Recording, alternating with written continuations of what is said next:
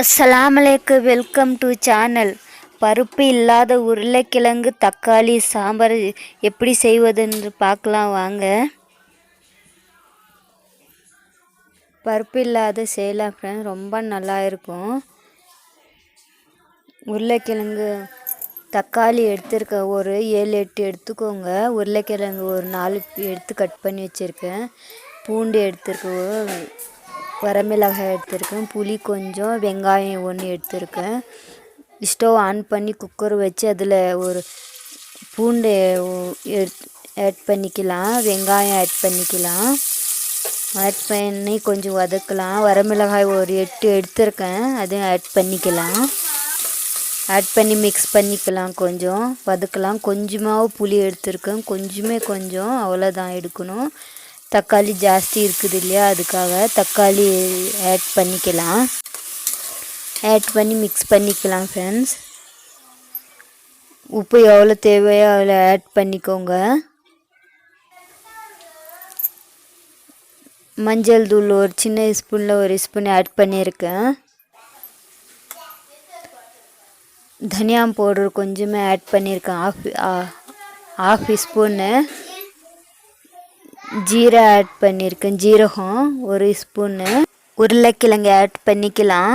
Add பண்ணி கொஞ்சம் நேரம் வதக்கலாம். மிக்ஸ் பண்ணிக்கணும் நல்லா எல்லாம். இப்போ தண்ணி ஒரு கிளாஸ் ஆட் பண்ணிக்கிறேன். ஆட் பண்ணி மூடி வச்சிடலாம். குக்கரு மூடி ஒரு 4-5 விசில் விட்டேன் ஃப்ரெண்ட்ஸ். பாருங்கள், வெந்துடுச்சு. உங்களுக்கு உருளைக்கிழங்கு வேணும்னா கொஞ்சம் எடுத்துக்கோங்க, கொஞ்சமாக எடுத்துக்கோங்க. ஒரு 2-3 எடுத்துக்கிறேன் நான். இல்லைன்னா அப்படியே நீங்கள் நல்லா மிக்ஸ் பண்ணிக்கோங்க. இப்படி நல்லா மிக்ஸ் பண்ணிக்கோங்க. பருப்பு கடையில் நல்லா கடைஞ்சிக்கலாம். ரொம்ப நல்லா இருக்கும் ஃப்ரெண்ட்ஸ், ரொம்ப டேஸ்டியாக இருக்குது. பாருங்கள், இப்படி நல்லா இதாகிடுச்சு. இப்போ தண்ணி எவ்வளோ வேணுமோ அதில் ஆட் பண்ணிக்கோங்க. ரெடி ஆயிடுச்சு ஃப்ரெண்ட்ஸ். இப்போது தாளிச்சிக்கலாம்.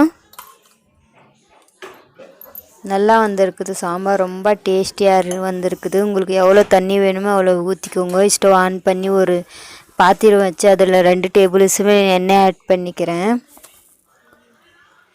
ஆட் பண்ணி கடுகு ஒரு ஸ்பூன் ஆட் பண்ணிக்கிறேன். கருவேப்பிலை ஆட் பண்ணிக்கிறேன் ஒரு கொத்து. ஆட் பண்ணி இப்போது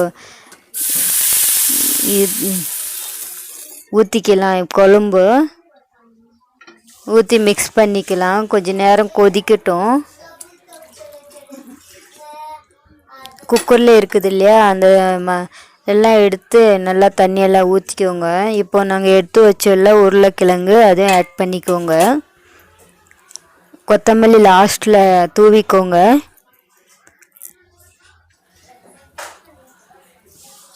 கொதிக்கட்டும், கொஞ்சம் நேரம் விட்டுருங்க, கொதிக்கட்டும். வீடியோவும் பாருங்கள், ஃபுல் வீடியோ லாங் இருந்தால் ஒரு 4 நிமிஷமாவது பாருங்கள். சப்ஸ்கிரைப் பண்ணிடுச்சு ஃப்ரெண்ட்ஸ், சப்ஸ்கிரைப் பண்ணுங்கள், லைக் பண்ணுங்கள், ஷேர் பண்ணுங்கள், பெல் பட்டன் கிளிக் பண்ணுங்கள். சப்ஸ்கிரைப் பண்ண மறக்காதீங்க ஃப்ரெண்ட்ஸ். 2-3 நிமிஷம்